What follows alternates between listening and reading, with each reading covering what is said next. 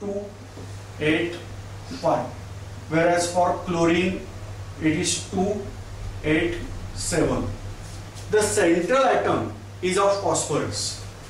I am drawing structure over here. So phosphorus is central atom. I should not consider 2 and 8. I am now last orbital only considering 5 electrons. 1, 2, 3, 4, 5. These 5 electrons are of phosphorus, outermost shell. Chlorine, I have to consider only last shell. 6 electron, whereas 1 is entered in bonding. Same way here also 1 is entered in bonding. 1, 1 and 1. I am not shown here purposefully. Now here look, 8 electrons are there around chlorine, whereas here just you can count 5 electrons of phosphorus and 5 electrons of chlorine. So net number of electrons around phosphorus is, calculate, 10. What octet rule states? Every element tries to complete 8 electron in last shell or nearest inert gas configuration. Now here, nearest inert gas configuration for phosphorus is obviously of neon. But in practice, it is exceeding that electronic configuration and attaining something different, that is the configuration of magnesium. Something strange. 10 electrons are there. So this condition is called as expanded octet. There is only one example. No, so many examples are there. You are aware of this compound SF6, sulfur hexafluoride. When we are carrying out vulcanization of rubber, this sulfur hexafluoride is used. So here sulfur hexafluoride atomic number is 16, whereas this atomic number is 9. Now you can do this yourself. Now pause this video and draw this type of diagram for sulfur hexafluoride. Pause this video for, I hope you must have drawn the structure of SF6. I am writing again, sulfur, that is the central atom. You are aware atomic number of sulfur is 16. So electronic configuration is 2, 8, 6. Whereas fluorine atomic number is 9. So electronic configuration is 2, 7. Now sulfur outermost shell is having 6 electron. So I am writing out 6 electron here. Whereas fluorine, 1 lone pair, second lone pair, third lone pair, and 1 electron is in shell. Electronic configuration is 2, 7.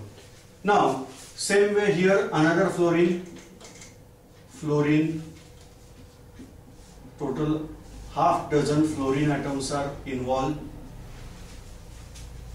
Now look at this incident. 8 electrons are complete around fluorine. So octet rule is obeyed. But look here. In this circle of sulfur, there are total 1, 2, 3, 4, 5, 6, 7, 8, 9, 10, 11, 12. 12 number of electrons are there around sulfur. And still, we are saying this is according to octet rule. Sulfur hexafluoride is very stable compound. This is not imaginary or hypothetical compound. Practically observed compound. And therefore, we have to say this is limitation of octet rule.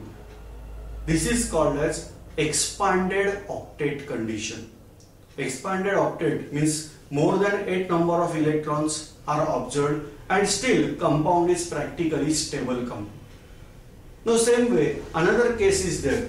You can check out for beryllium chloride. Atomic number of beryllium is 4. Don't confuse with barium.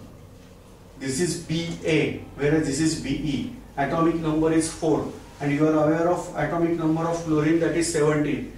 Pause this video and try to find out electronic configuration and this dot structure of beryllium chloride.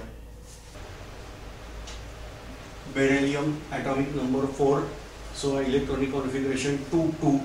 So 2 electrons are there in last shell, whereas chlorine, you are aware now 7 electrons are there.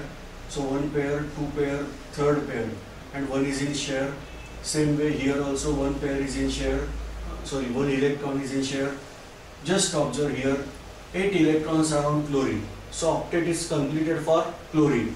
But observe here, around beryllium there are totally 4 electrons.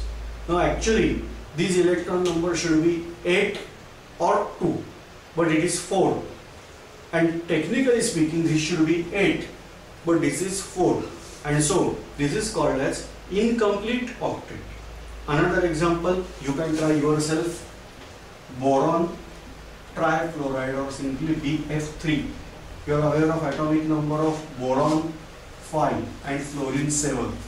Try this example along with me. Boron is having atomic number 5, so electronic configuration is 2, 3.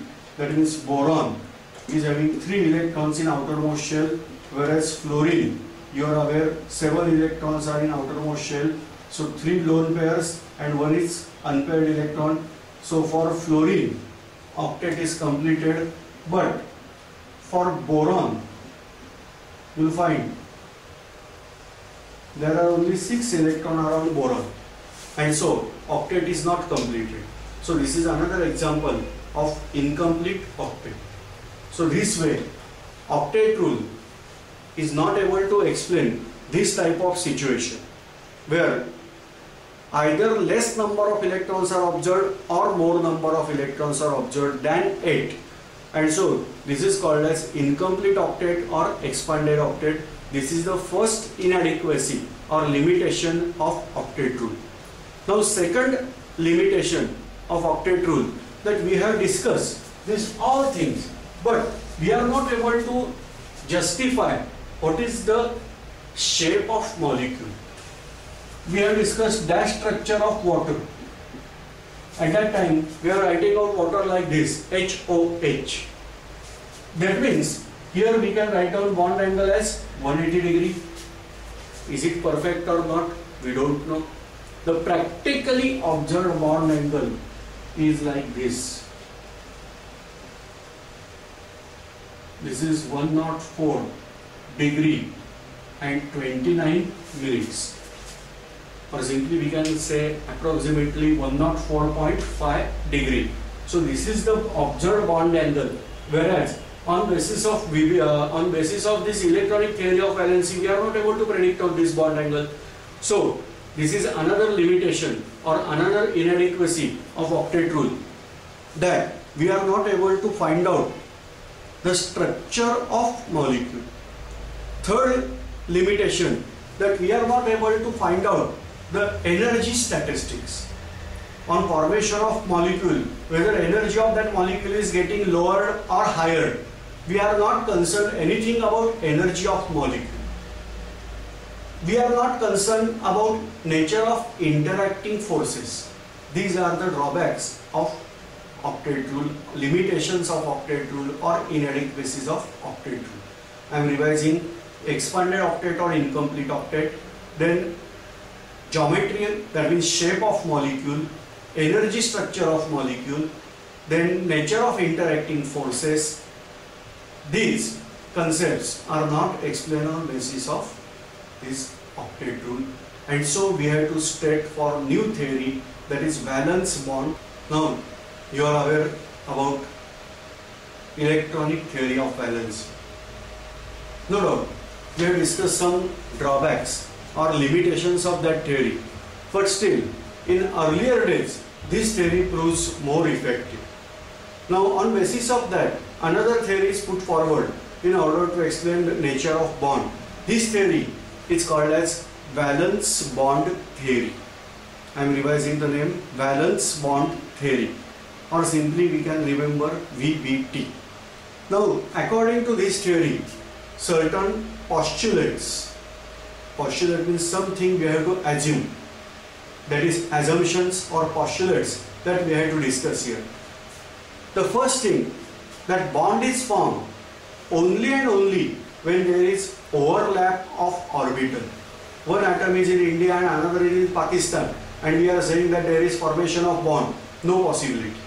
That cannot happen in case of molecule. So in case of formation of molecule or in case of formation of bond, the first and important thing that the bonding atoms should have overlapping of orbit. Now, second condition, this is still more important, that overlapping orbital should have one unpaired electron in each orbit. So, the number of bonds formed equal to number of unpaired